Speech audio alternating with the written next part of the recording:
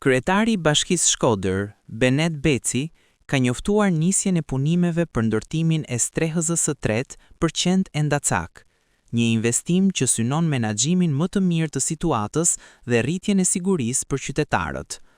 Strehëza e re do të ketë një kapacitet prej rreth 100 qenësh dhe do të përfshijë edhe një klinikë veterinare brenda godinës, duke ofruar trajtim të specializuar dhe kushte më të mira për kafshët. Investimi i ri që po vjen është një investim shumë, do të thoja, më i përshtatshëm, për arsye se nuk është vetëm streza për qend, e cila dështoj të paktën 100 qend të tjerë, por është dhe kujdesi shëndetësor për qend, i cili sot si investim vjen me një klinik, po do të ketë kushtet e përshtatshme për të trajtuar qend në mënyrë që të ulet sa më shumë rrezikshmëria e qenëve në rrugë. Me këtë investim, ku do të ketë një sallë kirurgjikale për qendët, ka qenë në fakt një nga shqetësimet kryesore të bashkisë dhe besoj se me këtë investim ne e sistemojmë deri diku, do thoja, problemin e qenëve në qytet.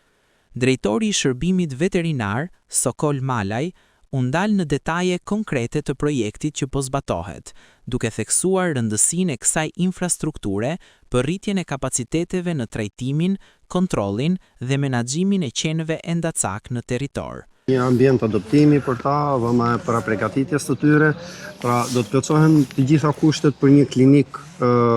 klinik të përshtatshme